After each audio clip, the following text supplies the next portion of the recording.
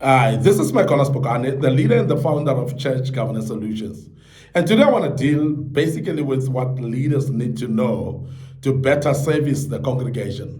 What the leaders need to know in order to better service their own congregation. And this is very important because sometimes we service the congregation just according to our own assumptions. And sometimes, as a pastor, you use your own experience to service the congregation, and you might find that you're missing quite a lot of your congregants because you're just not hitting home with them. And this is the reason sometimes that causes some members to move away and go to other churches, only to find that you were the right person actually as a pastor to actually host that particular individual, but you just missed them with how you handle things. So there are some of the things that we need to know as a pastor for you to be able to address or rather service your members much more appropriately. Now, the first thing that I want to put on the table today is the level of spiritual growth of your members. Now, many of us, we assume spiritual maturity. And spiritual maturity can be a very broad aspect or topic that many of us don't even know how to describe it. And this is the reason why many of the church members, they may feel like they are matured spiritually. And everybody, if you ask any Christian right now, they will tell you, I'm spiritually matured, because everybody feels they're spiritually matured because they don't look at the measure and dynamics of what spiritual maturity means.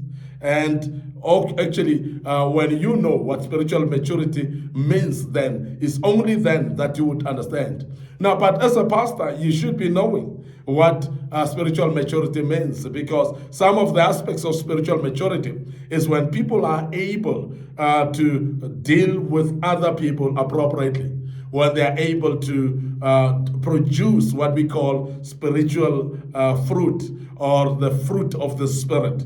And this is found in the book of Galatians chapter 5. When you look at verse 22, you'll realize that those are aspects that we're speaking about. Now, spiritual maturity, actually, to summarize it, is to look at that book of Galatians chapter 5, verse 22, the fruit of the Spirit. Now, that sums up what we call spiritual maturity or spiritual growth. Well, when somebody displays the fruit of the Spirit fully, and is able actually to live by it and be able to show off the spiritual fruit or the fruit of the Spirit by so doing, then you know the people are spiritual matured. But then you have different levels of spiritual maturity in the church that as a pastor, you are able to detect, you are able to see if your people are there or not, if your people are closer to maturity or not. And then based on that knowledge, you are able to service your people more appropriately. And that is the reason why pastors that know the spiritual level of their people, they actually pitch topics of teaching to a certain level because they know the level of their people. Now remember that teachings then becomes very important here, that you teach your own members actually the word of God. You teach them about spiritual gifts and the fruit of the Spirit as well, so that they can mature to a certain level. You actually service them based on that, because you would know that my church is at this level and therefore they cannot be able to do some of the things. So your teaching is actually tailored to that, so that you can focus at the right level of teaching your people. The other thing that you need to know as a pastor to service your people better is to know the gifts that they have, to know also the talents and the need for development on those talents. Remember that you cannot grow people's talents that you don't know about. You cannot actually be able to attend to people when you don't know their gifts, the spiritual gifts. And that's the reason why, as a pastor, you must know your people individually. Now, we always on this platform encourage pastors to know their own members more closely and more articulatively, and be closer to them in a way that you are able to actually communicate with them at a level where you understand what their talents are, at the level where you understand what are their gifts, whereby you can actually assist them anytime you need to assist them. Now, the gifts and the talents of the people are actually a direct focus that a pastor can do in shaping them. And also, if you are to allocate the people to right direction of the departments that they need to participate in. Remember that some of the members are actually driven by passion only, whereby they're having passions, but they don't have skills. They don't have actually knowledge of some of the things, and they're passionate about things. And we have seen people flock into music department, worship department, and they don't have skills of that, but they're actually driven by passion. And when people are driven by passion, you need to shape them as a leader. You need to understand their gifts and therefore redirect them to the right departments.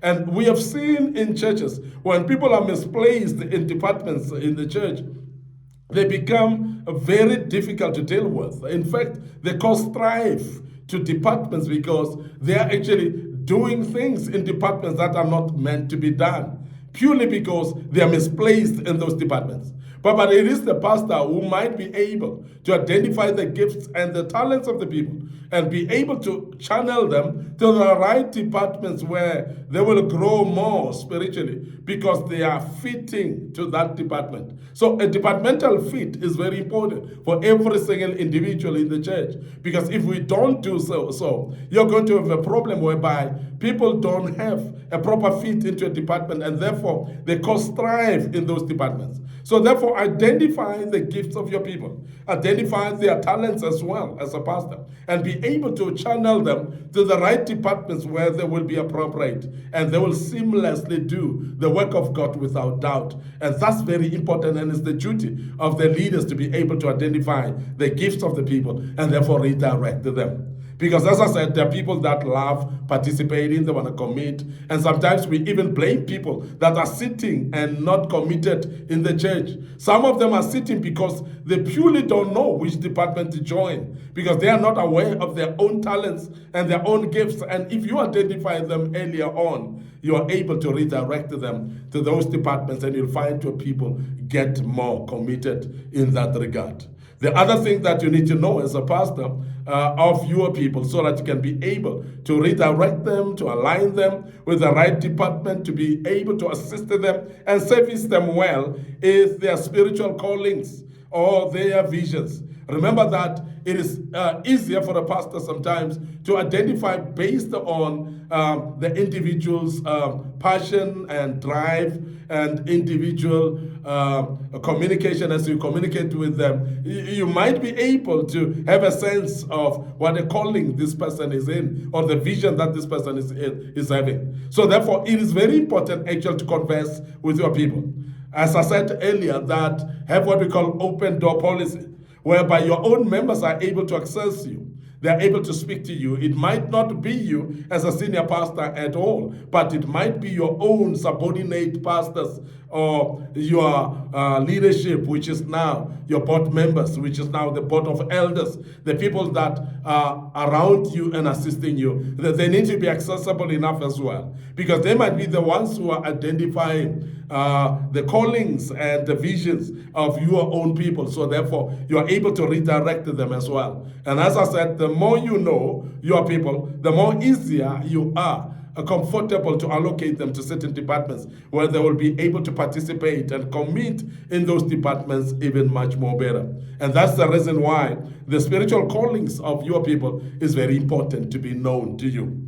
The other thing that you need to have clear knowledge of is the individual potential, because there are people that you can actually detect the potential in them. You can actually see the drive that they have. You can see the type of energy that they have, if that energy is actually having a potential. And there are members that you can realize that you struggle to know what their potential is. But majority of your members, you will actually be able to pick or depict the potential that they have.